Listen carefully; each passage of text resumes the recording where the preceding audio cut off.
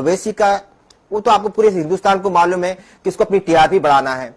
Actually मैं आपको उसकी आज हिस्ट्री बता देता हूं अवैसी की, आप बैकग्राउंड स्टार्टिंग, क्योंकि आज का जो उसका स्टेटमेंट था इसके मुस्लिम पर्सनल की जिलानी साहब भी बोले कि भाई हमें कोई इतराज नहीं है, हिंदुस्तान के तमाम उलमाए मुसलमान जो है इसको एक्सेप्ट किए, लेकिन इसने आज एक बीज डाला है। इस वजह से मुझे कोई अवैसी से दुश्मनी नहीं है, लेकिन आज मैं आपके चैनल के जरिए ये बताना चाह रहा हूं कि हिंदुस्तान के मुसलमान, सारी दुनिया को बताना चाह रहा हूं कि ये एक जो है रावण समझिए आप इसको। इसके फादर का नाम जो है सुल्तान असदुद्दीन अवैसी है। 2007 में इसके फादर को land ग्रैपर, Andhra Pradesh high court इसको लैंड ग्रैपर का टाइटल दे चुका है। उसके फादर का नाम जो है अब्दुल वाहिद अवैसी, यानी अवैसी के ग्रैंडफादर का नाम, ही इज ए कन्वर्टेड मुस्लिम। इनके ग्रेट ग्रैंडफादर का नाम जो है तुलसी रामदास जी है। आप विकिपीडिया चेक कर लीजिए, कहीं पर इसके अब्दुल वाहिद अवैसी का नाम नहीं मिलेगा। अब्दुल वाहिद जो था एक टेरिटर था, उसको कई बार जेल में डाल दिए।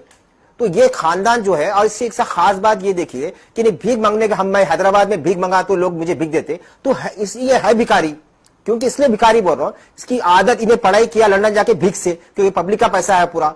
इसने जो मकान में था, रेंटेड मकान, आज से 20-25 साल पहले जो है इसके पास रेंटेड मकान में था। इसके फादर के पास नौटन गाड़ी थी, आप हैदराबाद से पूछ सकते थे। आज 5,000 करोड़ के मकान में बैठा हुआ है। तो ये पैसा जो है वो भीख का पैसा है। तो ये भिखारी जो है, भिखारी की तो आप कितने भी लाके कहीं भी रखो तो भिखारी को तो आदत जाएगी नहीं भीख मांगने की। जैसे शाही खानदान के, मुगल खानदान के, हम हमेशा जनता को देते आए, तो 1000 साल भी जाएंगे तो शेर का जो बच्चा रहेगा वो 1000 साल के बाद भी रहेंगे, तो वो कभी घास नहीं खाएगा क्योंकि ब्लड में है। तुम पंडित है, तुम्हारे आबो अजदाद खानदान के भगवान जो है तुम्हारे, ठीक है तुम इस्लाम कबूल करे, बहुत अच्छी बात है, तुम्हारे दादा इस्लाम में आए, लेकिन तुम अपने आबो अजदाद, तुम्हारे खून को तुम गालियां दे रहे हैं।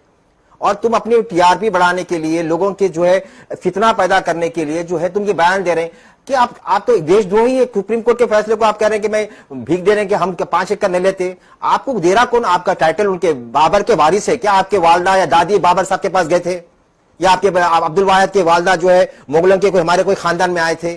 तो आपका कोई रिलेशन नहीं है, आपका कोई टाइटल से कोई ताल्लुक नहीं है। ये टाइटल सूट है, ये वो खुद बोलता बात है टाइटल सूट है, टाइटल सूट है। और सुप्रीम कोर्ट जो है आस्था की बुनियाद पे नहीं दिया ये टाइटल। वहां पर खुदाई में जो है आईएसआई को मिले और तीनों के पास टाइटल नहीं था, और वो जाता, अगर बाबर के पास भी जाता, हमने पहले से ही कह रहे कि वो गवर्नमेंट ऑफ इंडिया के पास आएगी, गवर्नमेंट ऑफ इंडिया की प्रॉपर्टी है। अगर वो बाबर को जाती तो ईस्ट इंडिया कंपनी को भी जाती थी, क्योंकि बाबर के बाद, मुगलों के बाद ईस्ट इंडिया कंपनी आई, ईस्ट इंडिया के बाद जो है गवर्नमेंट ऑफ इंडिया आया। तो ये जो भिखारी है, इसकी भीख मांगने की आदत है, और ये नंबर 1 का जो है फितना पैदा करना। इसकी बायोग्राफी आपको मालूम, इसका छोटा भाई के बारे में भी जो है देशद्रोही है।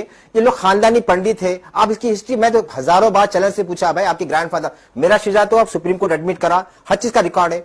तो जो खानदान से आप, जो राम के खानदान से आप पैदा होके आए, ठीक है, अल्हम्दुलिल्लाह, अच्छी बात है कि आप इस्लाम कबूल कर लिया, आपके grandfather is very good, we accept. लेकिन आप मुसलमानों का नाम मत खराब करो, हमारे ईमान वालों के। हमारे 1000 साल से हम ईमान वाले हैं मुसलमान। आप 50 इयर्स पहले ईमान मुसलमान बन के जो है हमारे मुसलमानों को बदनाम कर दे रहे हैं कि अवैसी ऐसा बोला, आपको टाइमलाइट में आना है, टीआरपी लेना है।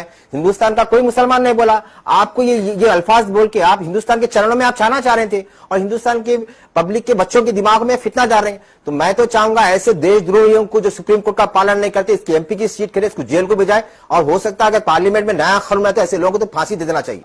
दारुसलाम जो एमआईएम का हेडक्वार्टर है हैदराबाद के अंदर, उसकी विकिपीडिया पढ़िए आप।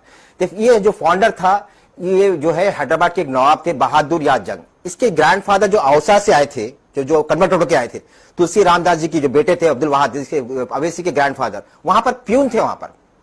और उनका एक डेथ जो है, विकिपीडिया चेक करिए गूगल में, कि अब्दुल वाहिद की जो डेथ हुई वो जो है पॉइजन देके मारे उनको, 30 में पॉइजन देके मारे। सस्पेक्टेड किलर भी है वो, मतलब वो पकड़ा नहीं गया। तो और प्यून इमीडिएटली अपने आप को डिस्क्लोज कर देता कि मैं दारुसलाम का मालिक हूं बोल के। तो इनके फादर्स की भी नहीं है। अब रहा सवाल प्रूफ की, बात यह है कि हर एक आदमी की एक विकिपीडिया होती, और दारुसलाम इतना बड़ा हेडक्वार्टर है, तो हेडक्वार्टर के अंदर अब्दुल वाहिद का रिकॉर्ड होना चाहिए था, फादर का नाम। वहां पर रिकॉर्ड में नाम नहीं है, विकिपीडिया में नाम नहीं है। आप उनसे पूछिए रिकॉर्ड कहां है बोलकर, कहीं रिकॉर्ड नहीं है। जैसा मैं आपको पूछा तो मैं दे रहा हूं। और रहा सवाल आपकी इसकी फकीरी पन्ने की आदत देखिए। आज से 20 साल पहले जो बाबरी मस्जिद जब टूटी, कांग्रेस से मिलकर इन्हें जो है करोड़पति मेडिकल कॉलेज का परमिशन मिला उसको। और दूसरी चीज, किराए के मकान में नहीं था। आप हैदराबाद से किसी पूछिए, इसके बाद किराए के मकान से नहीं, हिमायत नगर के मकान में गया। अब जो मकान में है उन्हें 5000 करोड़ के मकान में है। तो ये सब क्या है? पब्लिक को बेवकूफ बना के, दीवाना बना के जो है इन्हें हरकतें कर रहा, तो ये जो अवैसी का नाम आज जो हरकत उसने किया है, मुझे कोई पर्सनली अवैसी से दुश्मनी नहीं है, लेकिन जो आज देश के अंदर सुप्रीम कोर्ट का हमारे देश के सबसे बड़ा कानून की जो तौहीन के हंसने आज ये बात बोला कि हम भीख मांगता हूं बोल के, तू भिखारी है, भिखारी रहेगा, इसके बाद इसका साथ खानदान भी भिखारी रहेगा, और तुम पंडित है और पंडित रहेंगे, ठीक है, तो मुसलमान बने, लेकिन तुम्हारा डीएनए कंफर्म करेंगे तो 100% तुम श्री राम भगवान के औलादों में से